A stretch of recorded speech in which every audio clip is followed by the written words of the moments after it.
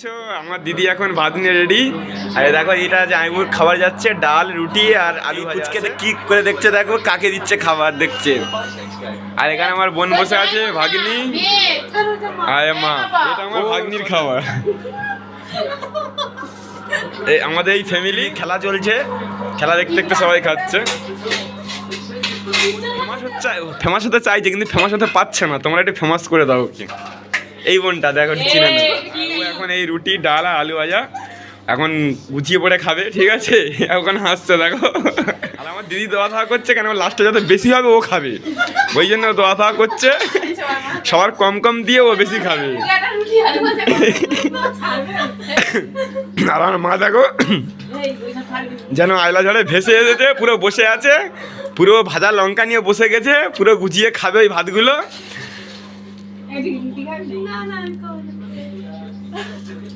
আর এই তো খেয়ে এসছে, আমার বোন খেয়ে এসছে।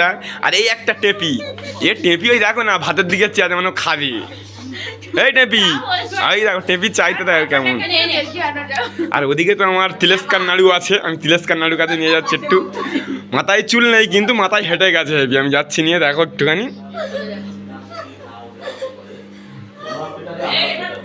এটা আমার ঘর, আমি শুই। আর এই আমার জামাইবু এটা ওখানে খাচ্ছে। আমার জামাইবু আমার মানে একটা কি বলবো, আমার মানে যে আমার নিজের হবে লাইফ লাইনের সাথে কথা বলছে।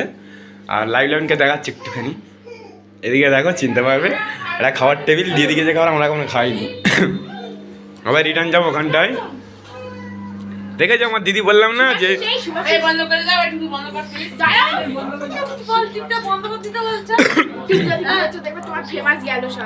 যেই ক্যামেরাটা একটু সাইড হয়েছে সঙ্গে সঙ্গে খাওয়া চালু করে দিয়ে, মানে বুঝতে পারছো কত খাওয়া পেটেতে ওদের।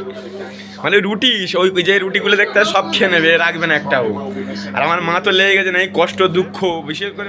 আর আমার ভাগ্নির দিকে দেখো, বাবা হাই বল, হাই হাই বল, টাটা করে দাও, টাটা করে দাও, টাটা করে দাও, একটু টাটা করে দাও। এখন খাওয়াই ব্যস্ত।